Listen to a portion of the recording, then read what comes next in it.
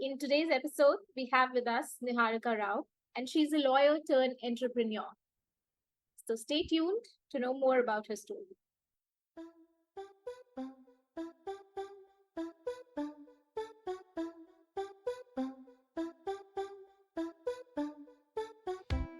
Hello, listeners. Welcome to Happy Mind, Happy Lawyer podcast, a podcast which is dedicated to exploring work lives of lawyers. We are starting off with our ex-lawyer series. In each episode of this series, we sit down with a former lawyer who has taken the bold step of leaving law to pursue new and diverse career paths. We will delve into their stories, the challenges that they faced, the lessons learned, and the uncharted opportunities they discovered along the way. Whether you're a seasoned legal professional, wondering about a career change, or just curious about what lies beyond the courtroom of a law firm, this series offers valuable insights and guidance. Join us as we uncover the realities of making a career shift, the strategies for success, and how to navigate the uncertainties that come with change. I'm Kanika Kadam, your host for this podcast. I'm an organizational psychologist and a work coach at Happy Mind, Happy Lawyer, aka HMHL. And I worked as a banking and finance lawyer for a long time. At Happy Mind, Happy Lawyer, our aim is to help people build happier work lives, whether it's within the legal profession or outside of it. We offer consulting and workshops to law firms and organizations on their organizational behavior issues and coaching and mentorship to individual lawyers for their work-related problems. So, welcome Niharika to the HMHL podcast, Ex Lawyer series. Happy to have you here, and really excited to get to know about your journey of leaving law and going into being an entrepreneur. Amazing. Thanks, Kanika. Likewise. So good to be here and chat with you. The first question, I think we're going to start with your law firm life. And you've again probably heard this question a lot, but why did you get into law? Yeah, I think the expectation was to obviously, like a lot of us, do some kind of, you know, professional degree to do the safe thing. I think all of my cousins have engineering degrees, so that was the expectation for me. But it wasn't something I was really interested in. The law seemed much more exciting, seemed to touch upon, more things in the world. As a teenager, you're full of, as it should be, full of boundless enthusiasm and optimism, and you're just hungry to learn more. So I felt like the other options that were presented to me were a little more restrictive and needed specialization earlier on, whereas the degree that we did, specifically, law and social sciences, seemed to offer a much broader scope. And 5 years, I think that was a big one. 1 or 2 extra years to stay away from the world and spend some time in a cocoon. Yeah, that was mainly why I ended up being interested in a 5-year law degree. After you finished law, you joined a law firm in India, right? So how did that end up happening, and how was that experience for you? So, well, towards the end of law school, obviously, the urge to grow up and also the time to grow up came. And we all know, at least at that time, potentially even now, I'm not very sure, taking the law firm route was the most popular one. Mm-hmm. It was also very attractive in terms of compensation. We all know that. I know you know that. So, right? Yeah. It was also a little easy because we still have campus placements. So it was you just get sorted into that path, and that's what happened. It certainly becomes desirable as well. So I think from pretty much the 4th year onwards, when you have to start thinking about these things and also do these interviews, is when I knew that I wanted to give it a shot. So yeah, that's how I wound up at an Indian law firm. Was very excited about that. Very excited to go back to Bombay, where I grew up, and experience a young professional life. So yeah, that was great. That's how I wound up working at a law firm. What practice area were you working in there, and did you enjoy that? Yeah, it was, I think, general corporate, so lots of PE stuff. I remember my first transaction was a real estate one, not very much else. And I think we were acting for the buy side, for the investor side. I did, over my pretty much 2 years at the firm. I did a mix of private placement work, a little bit of capital markets, and also very excitingly some dispute resolution. So got a somewhat well-rounded education in law firm life across different practice areas and with different teams. But yeah, all with lots of intense on-the-job training that I'm sure we all know about. And yeah, looking back, I must say it was a great education. Yeah, didn't feel like that at that point, but now I can say that that was great. Yeah. Okay, and then what happened that made you decide that you wanted to leave the law firm and you wanted to leave the law? The one thing I knew, or I kind of was conscious of, and again, this is something I feel like a lot of us are, even throughout law school or, school, let's say third year of law school onwards, when you're starting to think a little bit more about what you want to do after you leave. There was a sense of, the law teaches you so many transferable skills and you can use them to do whatever you want. I kind of always knew that I eventually wanted to do something more frontline, more business, more commercial, whatever you want to call it, and less insular. That's it. Which the law can feel like sometimes. I feel like the practice of law can feel like that. It certainly felt like that to me while I was practicing law. And so I always had a sense of, okay, this is where I want to go. I just didn't realize that it would be as accelerated as it was for me, which is that I only ended up being a lawyer for 2 years before taking the plunge into entrepreneurship. So yeah, there was that sense. And obviously the accelerating factor was law firm life, which you know very well about. The intense training, the very late nights. I will say that even all of the internships I did, some with corporate law practices and firms, did not prepare me for adequately, I would say, or maybe I was naive, for what actual law firm life as a first year or a second year associate would be like. And that was a bit of a shock to the system. Took me, actually, I never got used to it, I guess, because in 2 years. And so I knew that that I really, really wanted to break out and do something. And entrepreneurship was always, as part of the whole effort to be in business as I used to think in law school. Entrepreneurship was always at the back of my mind. I always knew that I wanted to try it out and see where it goes. And so, yeah, that's what happened. That was what I exited into. I also feel that the law school doesn't really prepare you, or nothing really prepares you for what a law firm life is going to be like. Or, even just any new job that you're going to join, like, right out of college is going to be like. So exactly. I think that there needs to be more information that needs to be told to the law school students, like what it's like going to be like. And also, another topic that you touched on was the transferable skills that are available for a lawyer, right? Through all the training through law school and as well as, working as a lawyer.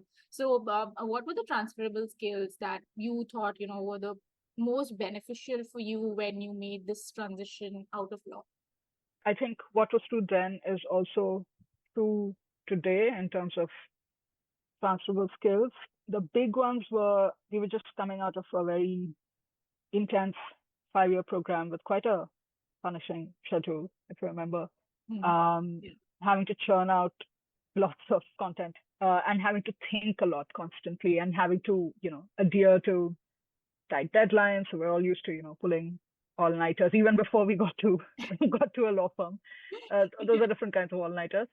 But so I think the kind of work ethic that it instills in you is very useful. It's something that can carry you anywhere you go. And I'll say that about law firm life as well. Even the 2 years at the firm really helped me, keep the momentum going after law school. Even though, fifth year was kind of a breeze, but, keep it going in terms of, sitting down in a chair and getting the work done. That's a big one. A couple of other things that stay on top of my mind are, the first one is lateral and critical thinking. So two things, I guess, lateral and critical thinking. So thinking across disciplines, trying to connect the dots. I think it really helps that the first couple of years were a little more focused for us on a broad education in the social sciences and then trying to connect those dots into the law and why the law exists and all of the basic legal methods, jurisprudence, these history kinds of courses help lay the foundation for this kind of thinking going forward. And I find that everyone has to do that across their career to join the dots across things, to be inspired. How do you get to be creative when try to connect perhaps something that you already know or something that you've already worked on to a new challenge or a new project? So that was a big one.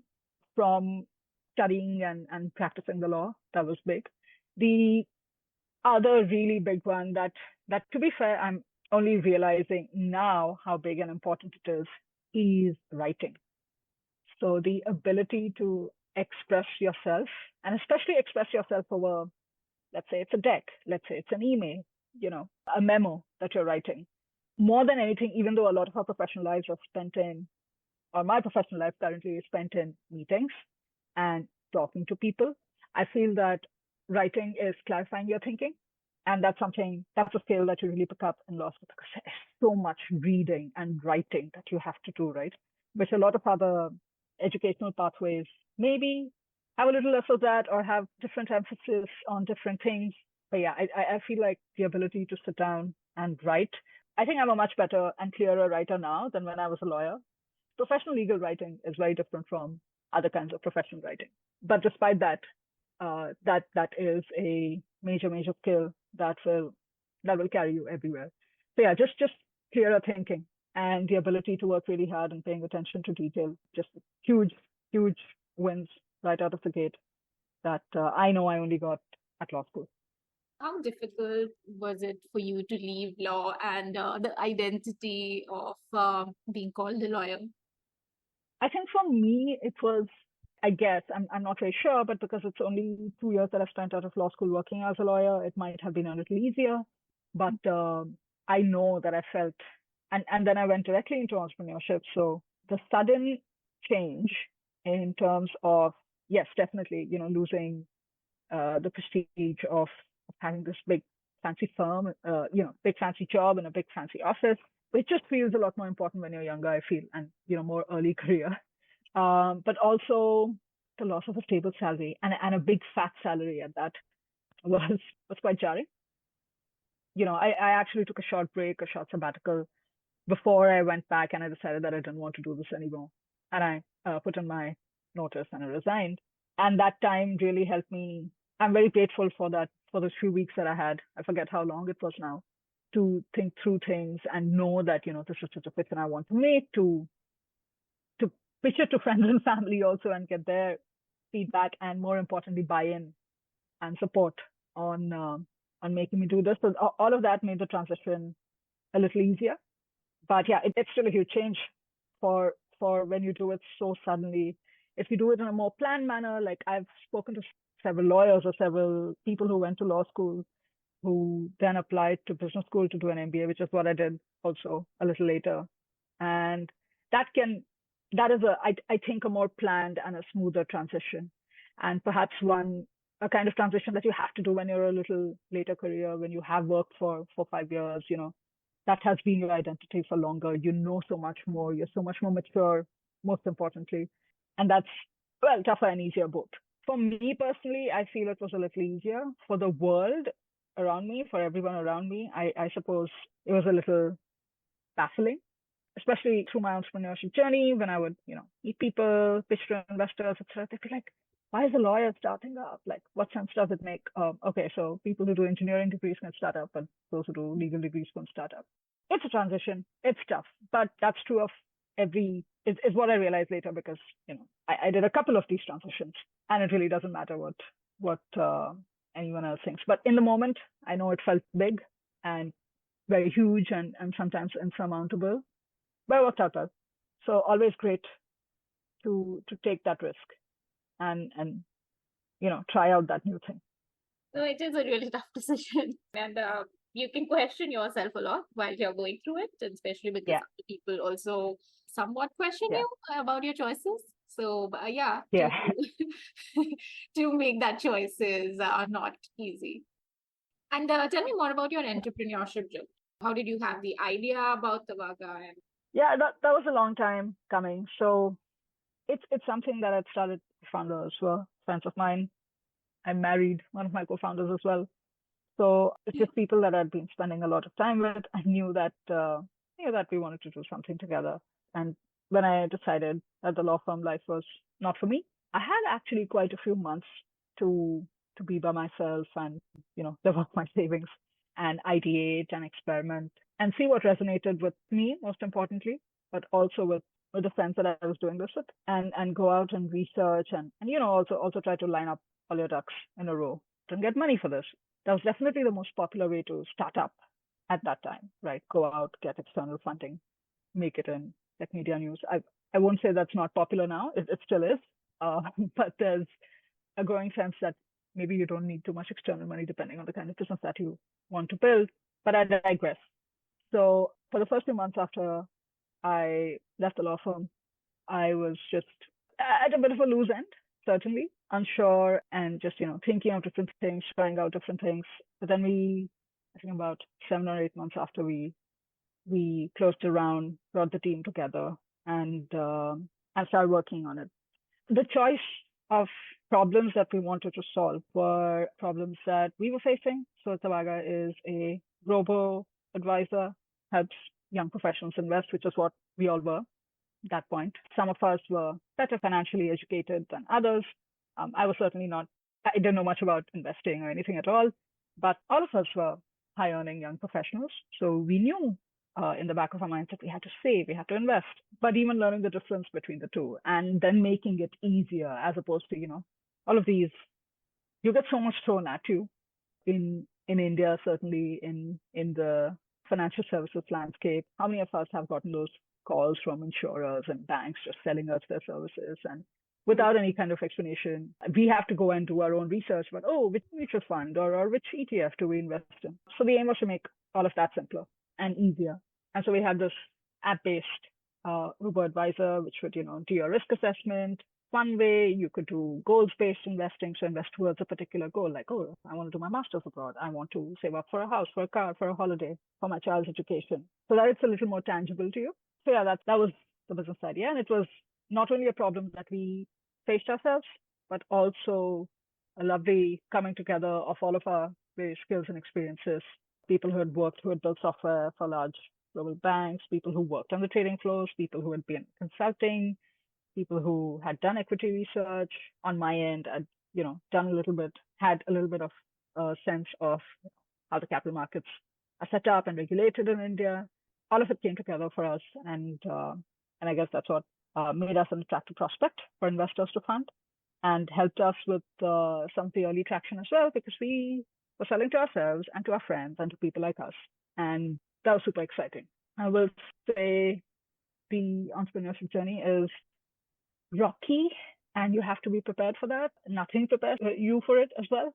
You just have to keep expecting the unexpected all the time. And so it can be a very high stress situation, especially with venture capital funded companies. But I think I digress. That in a nutshell was kind of what starting up in the early days was like, and how it stayed honestly for for the 3 years that I was involved. Yeah. And the kind of pressure that you were facing in your entrepreneurship journey, how would you compare it to the kind of pressure that you had in the law firm? Very different piece. In a law firm, it's a lot more oppressive, definitely early on, because you're fitting into a system and a way of working, or ways of working with all the levels of hierarchy above you, and to be honest, proven methods of working, right, over years and decades. So yeah, answering to a very tough boss all the time, which is eventually your client, of course. It's the same with entrepreneurship. You are selling to someone, you're answerable to your customer, your user, you're answerable to your investors. However, you have a lot more latitude in terms of deciding how you want to get things done, which is a different kind of pressure because there's no set playbook. There's no one telling you how to do things. You have to figure things out yourself. So I would say overall, and it's a lot less secure and a lot less stable, right? You don't know what's going to stick. You have to be willing to keep experimenting. and then committing to that experimentation, all of which are really difficult when there's no one around to tell you what to do. You have to keep learning, you have to keep educating yourself. So both very stressful lives, but there's a lot more uncertainty in entrepreneurship, and therefore I think it's the tougher thing that I did of the two, the tougher experience that I had. But I wouldn't, I'd go back and do it a billion times over, all over again. Enormous amounts of learning, just massive in terms of everything: how to deal with people, how to, manage teams, how to work in a team, how to deal with people's emotions. In and you learn over time how to do that better. I know you're a bit of an expert in that area. Just organizational behavior and psychology. Yeah, you learn so much about people and processes and just living in the world. Yeah. So more learning, control, and ownership in the entrepreneurship journey, but also more uncertainty. Yeah, that's right. And then you also worked at a couple of other places, right? So you also moved into being product manager. So how did that happen? After starting Tavaga and running it for 3 years, handed over management to a professional management team.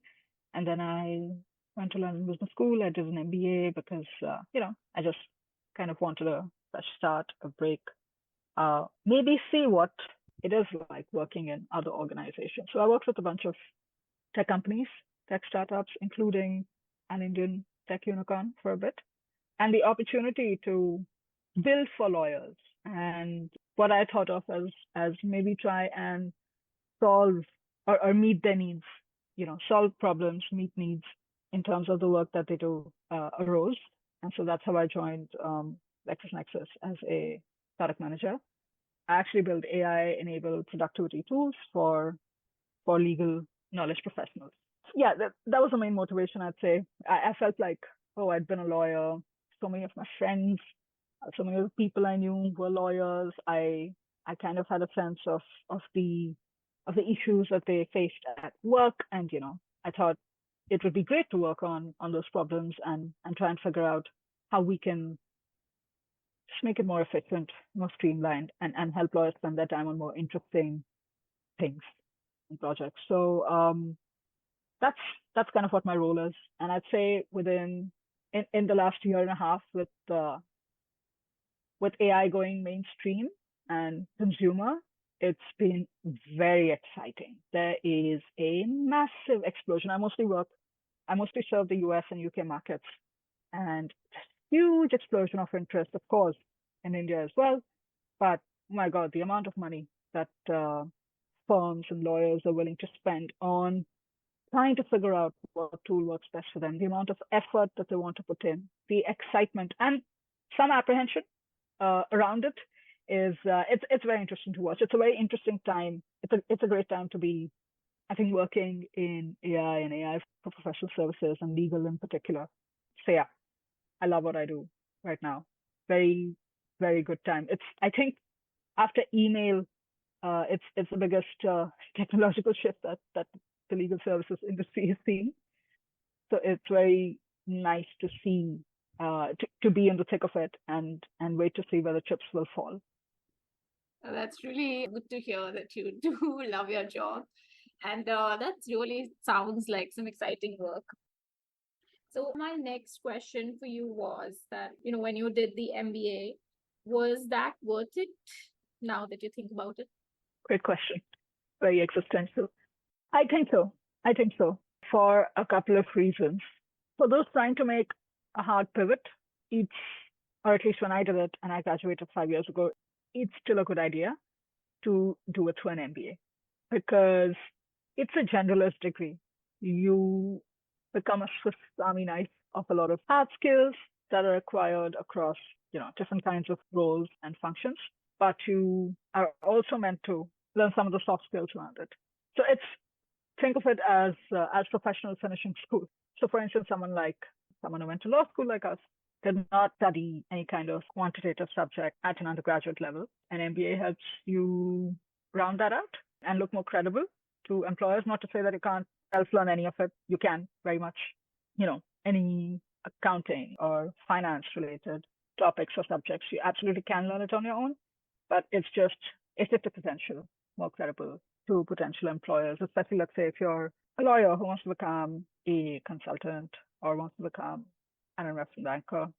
I know tons of lawyers in my class at LBS who became consultants or bankers. So many, many, many transferable skills. What an MBA in this case helps with is just showing them that you know a little bit about some of the other hard skills required for the job as well. For me personally, it was a good idea, a goodish idea. I didn't get much in terms of the hard skills required, I would say, because just, entrepreneurship throws you into the deep end and you have to pick up a lot of these skills. A lot of the soft skills as well around being with people, working with people, especially that piece, I would say, was covered to a large extent before I got to business school. What it does help with is the same thing. You have a piece of paper which kind of proves your credibility a little in a new geography. The biggest thing that it helped me do is change geographies and just appear more trustworthy in the UK market or the London market for any of the roles that I was looking at. And I've stuck mostly to tech roles or roles in the tech industry. And it made that kind of mobility a little bit easier. So I guess it's a yes and a no answer for me. On balance, it was, worth it, probably. What you do have to also look at is the cost, both the opportunity cost and the actual dollar cost of attending business school can be big, especially for high earners like lawyers or bankers or consultants who are doing it. So really do a proper cost benefit analysis of attending, because it can be expensive. You have to pay tuition. There's a lot of networking events, and you have to kind of go out on all of these trips and treks to bond with your classmates better and build those really proper deep relationships that will hopefully help you later on in your career and contribute to developing the community. So it can be very expensive. It used to be that in the UK and Europe it was a little cheaper than it was in the US. But that's another decision to make. There's a considerable amount of planning involved, and it's a good idea to think through all of it before you even start applying. I think overall it did help me prove myself in a completely new geography that I had no prior experience with. So your end goal really matters. What exactly are you looking for at the end of it? Yeah. You have to be flexible with it, but you have to kind of have an idea of what you want out of it. It's something that I think almost all schools require you to state up front even in your application essays. And of course, it's not like what you think you want to do at the time you're applying will stay the same. Once you've had the business school experience or while you're going through it, that can always change. But it's good to have a plan or an end goal, like you said, because then you know what you're working towards. A lot of European MBAs are 1 year long. American ones, like the LBS one, for instance, has options. I did 2 years. American ones are typically 2 years. That's not a lot of time to do anything. And a lot of people have their job offers by the end of their first year or, when they do their internship at the end of the first year. So you kind of have to start working towards it almost as soon as you join or start business school, which is why it's a great idea to be prepared to at least work towards a certain goal. Once you finished your MBA, then how did you decide to get into product management? Oh, it was very much something that was pretty popular, and it's not a particularly technical discipline. It's an amalgamation of a lot of skills that you need to do. So yes, of course, you have to have an idea of how technology works, how it comes together, what UX design looks like, and I'm talking about a software product manager, right? Or even a hardware product manager for that matter, what design should look like, what, the actual the technical building of things, development should look like, what going to market should be like. So it's someone who sits at the center of all of these functions and coordinates and works with all of them. There is an incredible amount of stakeholder management. So talking to everyone, ensuring that everyone is on the same page at all times. So all of this to say that it's not something that needs any particular technical background or any kind of professional background. So it's not something you can get a degree in. It's something that you can train for by doing and proving that you have those skills. So lawyers, engineers, Engineers have traditionally been the first product managers because they usually, they would move over from the technical side because they understood the technical side. But I saw that at business school, people from all kinds of educational and professional backgrounds were getting into product management, and it seemed very exciting at the time, very interesting. The main thing is obviously the point of product management is to be in touch with your customers, your users, understand what does they want or what the problems are that they're trying to solve, and translate those insights into a solution that works for them. So it just seemed exciting. I still love going out and talking to our customers and users all the time. So having that kind of orientation really helps, just understanding how the world works and how you can make it better. I used to be in consumer product management for a while, so B2C, and now I do B2B, where I used to sell directly to people. Now I sell to businesses whose employees then use my product. So there's some nuance around that, but it's a very big world. It's a very interesting and no longer an emerging, very well established practice and craft, and there's a lot of opportunity. So that's how I decided I wanted to pursue product management. When you were transitioning from law to entrepreneurship, and then when you got into product management as well, what were your biggest fears while making the transition? Oh, definitely. I think mostly, I guess, a bit of acceptance. Like, I haven't done this before, or this is not something I know a lot about. So there's always that niggling doubt while you're pitching yourself or even researching these new areas that you're interested in, right? So I think that is one thing. The thing is, I think following your interest gets easier and easier the more you do it. So my first switch from law to entrepreneurship was the toughest one. I was also really young then, and I, hadn't had much life experience, as it were, in general. So that was definitely the toughest one in terms of, oh my God, I'm giving up so much money. Lifestyle is going to change, and I have to go out and get people to believe in me when I'm not very sure how much I believe in myself at this point, And that just got easier and easier because I started planning for it better. I started preparing and educating myself better in terms of skills required for any of these new roles. I knew it was easier for me to identify the kinds of transferable skills that I could, carry from my past career to the future role that I was applying for or, aiming for. And your focus just gets sharper and sharper. You just get better and better at telling your story and connecting the dots.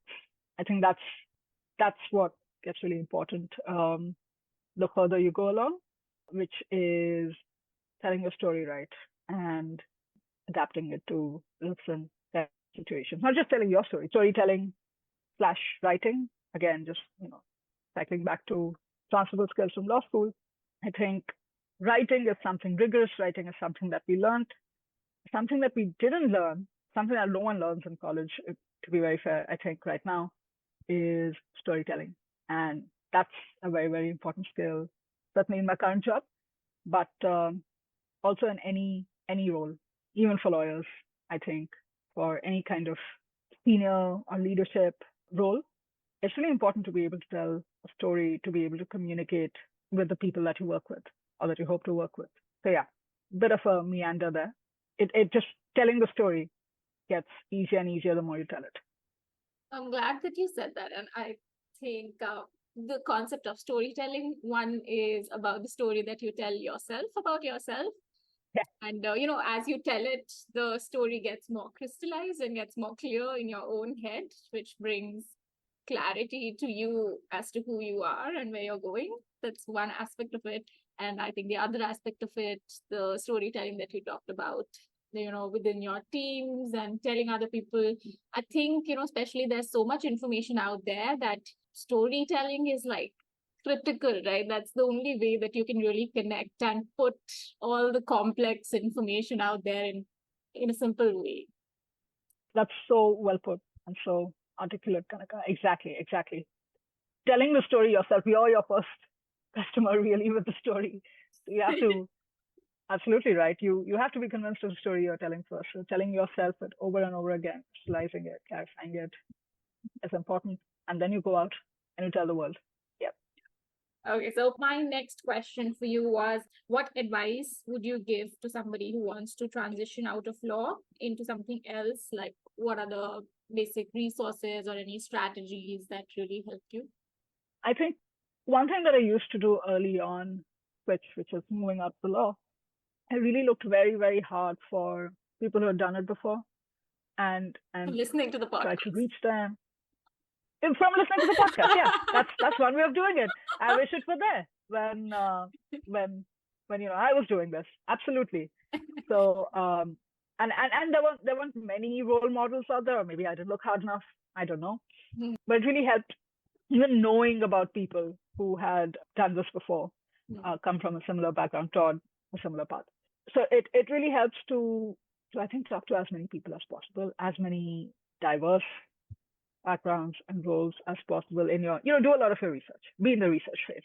The thing with the research phase, of course, is that you can just be in it forever and not take action. It's very enticing sometimes to do that. So taking action means actually making actionable requests of some of the people. And there's so much online about this, right? Out there about this, how to do a great cold email, how to do a great, coffee meeting or coffee request. So talk to people, learn from that. I think there's no substitute for that. You can of course do your desk research. There's exactly so many resources online that you can look at about this, but talking to people and actually learning from their experiences and learning about it. That's how you discover things like openings and jobs get created for you. So that's the kind of thing that you eventually want to get to. But initially, just to understand how people did their pivots. It's if nothing else, it's just inspiring, and you know that it's possible, and that you know that you can do it as well. So I think that really really helps. If you're trying to do your pivot through something more structured, like another degree, like you yourself, I know you've done a master's in psychology, right? So if more structured paths appeal to you, there's always that. mm, There's several ways to get this done, and yeah, just speaking to people, but also doing applications, just lining up everything that you want to do. That's useful. If you want to do it in a more unstructured way, definitely. I don't want to use the word network, but yeah, growing your network and speaking to people about it, I think it's very useful. You might also find along your way some people who just believe in you right off the bat. So let's say you widely apply for some role that you're interested in, and you somehow make it, and you somehow get that role. That happens as well. I know people that has happened to. It's happened to me once. So it's just about taking as many shots on goal as you can. And before all of that, like Kanika, you pointed out, tell yourself the story, because that's what you're going to be telling all these people. Convince yourself that you really want to move out of the law, for whatever reason, right? Positive, negative. I think not being happy is a great reason, is the perfect reason to to move out, to find something that does make you happy and feel more fulfilled. mm. And so be honest and straightforward about it. Most people will appreciate it. So yeah, I don't have much of a blueprint for this, but I know this is how I stumble my way, Mhm. have been stumbling my way across my various career pivots. No, that's really helpful, Niharika. I think all of the points that you mentioned really speaking out, getting in touch with other people who are doing things that you want to do or who have made that career shift, and really exploring, taking action and not just getting stuck in the research phase. Yeah, Yeah, all of those points are really helpful. I have last two questions for you. So one was, now yeah, that you're out of the legal profession, how do you view the legal profession from the outside? great question. I'm still somewhat closely aligned to it, but yeah, I'm still looking at it from the outside. Now it's the legal profession are people whose problems I'm trying to solve from the outside. So a little bit like you, Kanika. Hmm. Um, I view it as a very, very valuable and noble profession. People can make fun of lawyers all they want and diss them all they want, but they're still going to, call a lawyer when they need them. So we, yeah, it's a very valuable and necessary service to society. And we all know that the law is a reflection of society as it is and as it wants to be. And so the people that make it happen, which is lawyers, are pretty much always going to be indispensable, in my opinion. And therefore, it is in in the legal profession's interest to make itself more amenable to more people coming in and more people wanting to stay. It is extremely common, I know, for lawyers to want to leave the legal profession. And, some people do it. Some people find other joys and motivations within it to stay back in it. And there are those unicorns who have always loved it and have always wanted to do it and, will keep doing it and are amazing at it. But yeah, amazing lawyers come in all stripes. And I see this a little bit, the greater professionalization, the greater recognition of, mental health, etc., is really helping the legal profession along. And I will say that this is a general, how should I put this, working class, anyone who does a job, who is an employee, faces a lot of these issues. They just get exacerbated with perhaps the particular, kind of work that you do, with the substance of the work that they do, which is quite acute in some legal practice areas and in some other professions as well.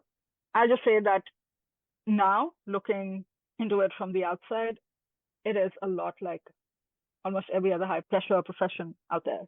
It is extremely similar to high stakes accounting, consulting, banking. We also face very similar issues in terms of working life, crazy hours, incredible amounts of stress, the amount of client service, client pressure, all of that, very, very similar. And it's always going to be a balance. It's always going to be dynamic. Things are definitely better than when I left the law, is my insight. I think things are getting much better, much more professionalized. And hopefully that's an ongoing trend. I think the main challenge that we have to work on is to make it more sustainable. Absolutely. Yeah, that's a big challenge. Yeah, 100%. It's about balancing the incentives with the money is so good sometimes that it's really difficult to break out of it. I get that. But how do you make it more sustainable? Because it has to be. You want to keep doing this for a long time. Yeah. My last question is on mental well-being. Now, since you worked at a law firm and you worked across different organizations, I wanted to understand how do you see their approach to mental well-being? Like, do you see any differences, or where is mental well-being more focused, and what are the kind of initiatives that you do see across these various places? Great question. I think in general, the larger the organization is, the more formalized their general well-being initiatives for employees are. And so, law firms typically, they're on the smaller end.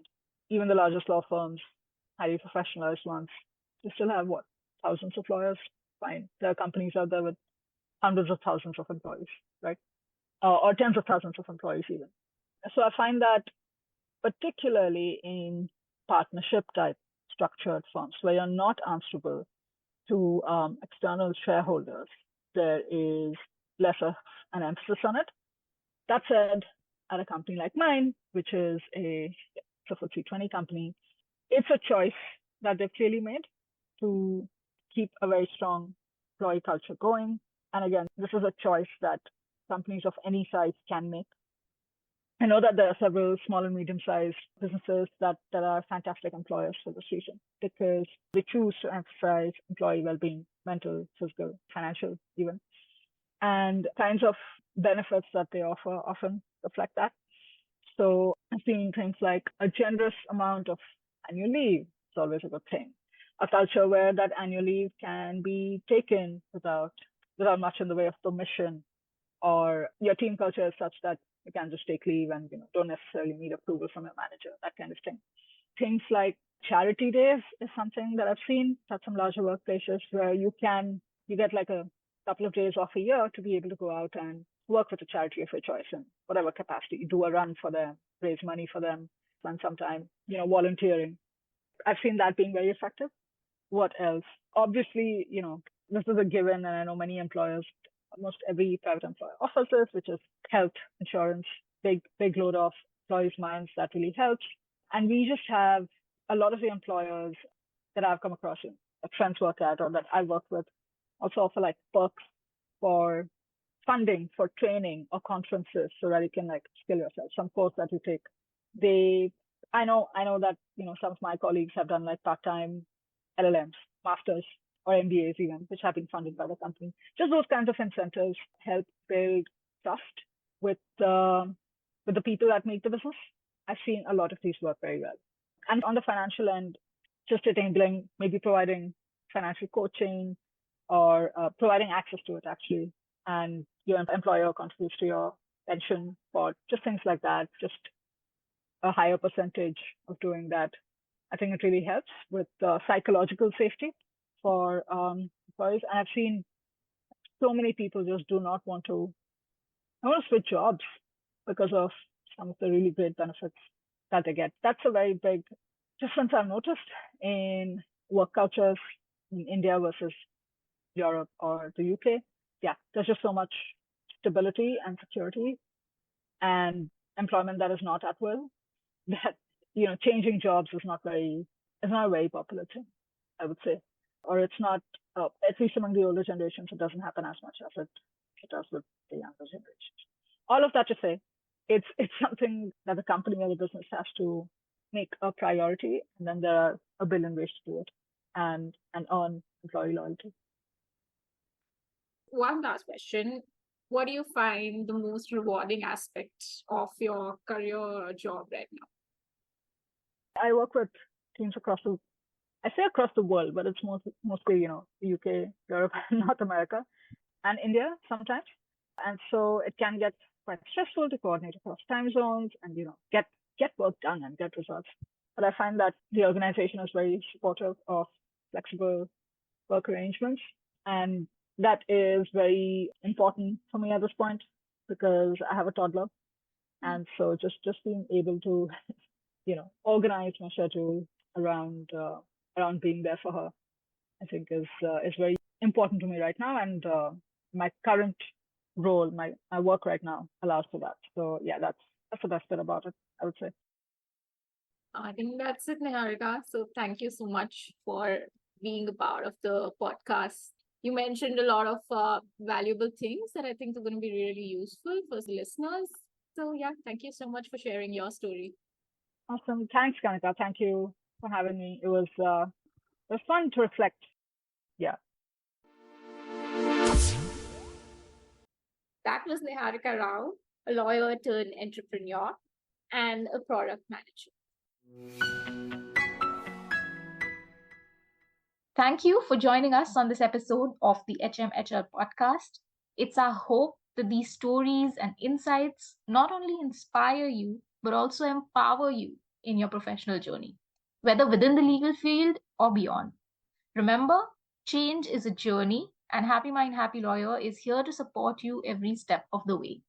To learn more about our work and access our resources for your career transition, visit www.happymindhappylawyer.com or email us at contact@happymindhappylawyer.com.